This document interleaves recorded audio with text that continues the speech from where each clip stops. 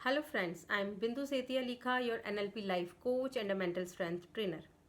मैं आपका अपने इस YouTube चैनल में स्वागत करती हूँ और आज का जो टॉपिक है वो बहुत ही इंटरेस्टिंग है, that is how to be mentally strong. ये जानने के लिए सबसे पहले तो हम ये देखते हैं कि फिज़िकली स्ट्रॉन्ग मतलब क्या होता है। अगर कोई भी इंसान काफ़ी देर काम कर रहे हैं और वो फिर भी फ्रेश है, तो यस वी कैन से कि वो फिज़िकली स्ट्रॉन्ग है। Then what is mentally strong? अगर आपकी सामने कोई बहुत ही डिफ़िकल्ट सिचुएशन आई है या फिर आप किसी बहुत ही दुख भरी सिचुएशन से या टफ सिचुएशन से निकले हैं, या आपकी सराउंडिंग में, आपके ऑफिस में या फैमिली में किसी का बिहेवियर आपके लिए बिल्कुल भी सही नहीं है, और उस टाइम पे आप कितने मेंटल लेवल पे स्टेबल हो, आप कितना डिस्टर्ब नहीं होते और उस सिचुएशन को क्रॉस करते हो, तो हम कहेंगे कि आप मेंटली स्ट्रॉन्ग हैं। तो आप समझ सकते हैं कि आज की डेट में जहाँ पे इस तरीके की situations day to day life का एक पार्ट है, तो ये टॉपिक बहुत ही इम्पॉर्टेंट है। अम, जिस तरीके से हम कह सकते हैं, अगर हमारी जो फिज़िकल मसल है ये स्ट्रॉन्ग होती है, हम जैसे जैसे वेट्स और बढ़ाते हैं तो हमारी जो फिज़िकल लेवल पे मसल्स हैं वो स्ट्रॉन्ग होती हैं और हम वो स्ट्रेंथन होती हैं और हम फिज़िकली और स्ट्रॉन्ग होते हैं। ये एक तरीका है कि इस तरीके से हम फिज़िकली स्ट्रॉन्ग होते हैं। तो मेंटल लेवल पे भी हम जितना ज़्यादा टफ सिचुएशंस फेस करें या जितना हम इस तरीके के बिहेवियर्स को एक्सेप्ट करें, या ये कह लीजिए इन चीज़ों पे डिस्टर्ब ना हो तो हम खुद को और ज़्यादा मेंटल लेवल पे स्ट्रॉन्ग बना सकते हैं। इमोशंस ह्यूमन को मिली हुई सबसे खूबसूरत चीज़। खुश हैं तो बता सकते हैं, सैड हैं तो शो कर सकते हैं, कोई चीज़ नहीं अच्छी लगी है या हमारे हिसाब से नहीं हुई है तो एंगर कर सकते हैं, या जब शांत रहना चाहें तो शांत रह सकते हैं। कितनी अच्छी चीज़ है, कितनी अच्छी देन है भगवान की हम लोगों को कि हम चीज़ों को एक्सप्रेस कर सकते हैं अपने इमोशंस के थ्रू। पर क्या हो अगर हम इन इमोशंस के गुलाम हो जाएं और ये हमारे कंट्रोल में ही ना रहें? अगर हम अपने इमोशंस को कंट्रोल नहीं कर पाए, ख़ास तौर पे नेगेटिव इमोशंस को, तो क्या होगा? अगर आप गुस्से में हो तो आप गुस्से में ही हो, अगर आप सैड हो तो नॉर्मल ही नहीं हो पा रहे, तो क्या ये ठीक है? क्या ये आपके लिए बेनिफिशियल है? बिल्कुल भी नहीं है। अगर आप कंटिन्यूसली इस तरीके से नेगेटिव इमोशंस में रहेंगे तो वो आपको वीक करते जाएंगे धीरे धीरे, और आपके आसपास जो प्रॉब्लम्स हैं वो बढ़ती जाएंगी। तो हम ऐसा क्या करें कि हम ट्राई ना करें बल्कि चीज़ों को ट्राई करते रहें, लाइफ में विक्टिम ना बने बल्कि विक्टर बनकर आएँ, और चीज़ों को हम कंसर्न की तरह शो ना करें बल्कि हम उन्हें एज अ अपॉर्चुनिटी लें। तो बहुत हद तक ये चीज़ें पॉसिबल हैं अगर हम कुछ टिप्स सीखें कि किस तरीके से हम खुद को मेंटली स्ट्रॉन्ग रखें और लाइफ के जितने भी चैलेंजेस हैं उनको बहुत ही आराम से फेस करें। फ्रेंड्स, दिन भर हम खुद से बात करते हैं। जब हम किसी और से नहीं बात कर रहे होते तो कहीं ना कहीं हम सेल्फ टॉक में इन्वॉल्व होते हैं, और अगर ये सेल्फ टॉक कॉन्शियसली है, हमें पता है, हम अवेयर हैं कि हम खुद से क्या बात कर रहे हैं, तो बिलीव मी ये बहुत ही बेनिफिशियल है। लेकिन अगर हमें ये पता ही नहीं है कि हम खुद से क्या बातें कर रहे हैं, तो ये कहीं ना कहीं हमारे बिलीव्स को, कहीं ना कहीं हमारे कॉन्फिडेंस को तोड़ती है। और इसे अगर मैं एक अच्छे से एग्जांपल से समझाऊं तो अगर आप एक शॉपकीपर हो और आपकी शॉप में कोई भी आ रहा है और जा रहा है और आपको इसके बारे में कुछ भी नहीं पता है, तो क्या होगा? Stealing, losses.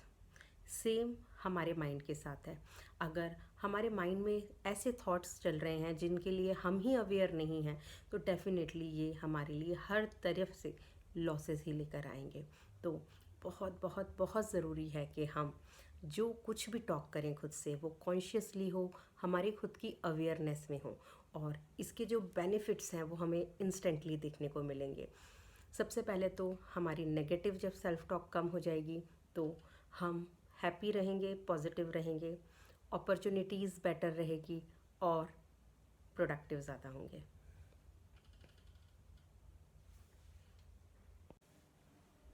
Friends, without knowing your emotions आप कभी भी मेंटली स्ट्रांग नहीं हो सकते।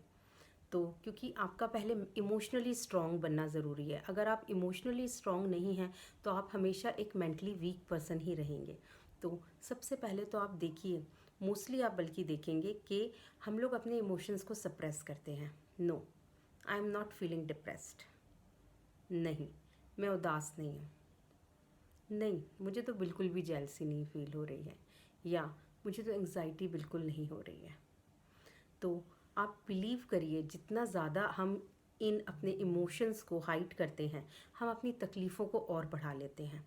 तो हमारे लिए बहुत बहुत ज़रूरी है कि हम अपने इन इमोशंस को समझें कि हाँ, ये उदासी है। It's okay, it's okay, right now I am feeling depressed, या it's okay, I am feeling jealous. तो जहाँ आपने अपने इन इमोशंस को एक नाम दिया, तो तभी तो आप उसका सोल्यूशन ढूंढेंगे। एंड द मोमेंट आप उसका सोल्यूशन ढूंढेंगे तो आप मेंटल लेवल पे और स्ट्रांग हो जाएंगे। Like I am feeling depressed, बहुत टाइम से मैंने खुद को एक्सप्रेस नहीं किया है, that's why I am feeling depress.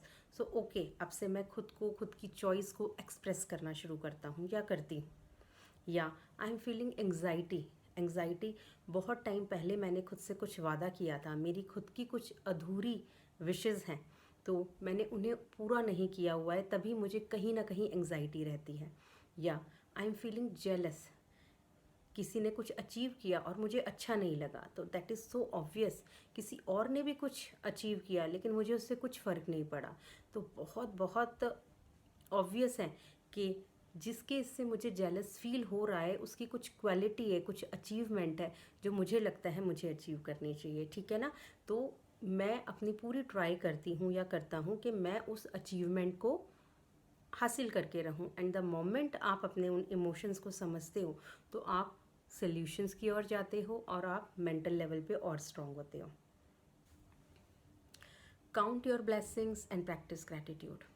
Friends, ऐसा कई बार होता है कि हम अपनी ब्लेसिंग्स को काउंट ही नहीं करते और डे टू डे बेसिस में कुछ पाना है कि चीज़ों में, या कुछ कमी रह गई है के चक्कर में ऐसे पड़ जाते हैं कि हम मेंटली स्ट्रॉन्ग फील नहीं करते खुद को, और कहीं ना कहीं इमोशनली बैलेंस भी नहीं फील करते। तो ऐसा क्यों होता है? ऐसा इसलिए होता है कि कहीं ना कहीं हम कंपैरिजंस में लगे होते हैं। हमारे आसपास ऐसे कई लोग होते हैं या हमारी खुद की ऐसी कई विशेज़ होती हैं जो हम अचीव नहीं कर पाए होते और जिसकी वजह से हम अपनी ब्लेसिंग्स को फील नहीं कर पाते। So it's life, it's a on going process, on going journey जो कि चलती जा रही है। जो आपने कल नहीं पाया था आज आपके पास है, और आप कल बहुत कुछ ऐसा पाने वाले हो जो आज आपके पास नहीं है। तो let's enjoy this journey and be grateful for what you have today. Avoid all those comparisons because definitely आपके पास भी ऐसा बहुत कुछ है जो आपके आसपास सराउंडिंग्स के पास नहीं है। सो आई होप आपको मेरा ये वीडियो पसंद आया होगा, और ये जो आज मैंने पॉइंट्स बताए हैं इनको आप अपने डे टू डे में ज़रूर से प्रैक्टिस में लेके आइए। इसके लिए आपको कोई प्रिपरेशंस नहीं करनी है।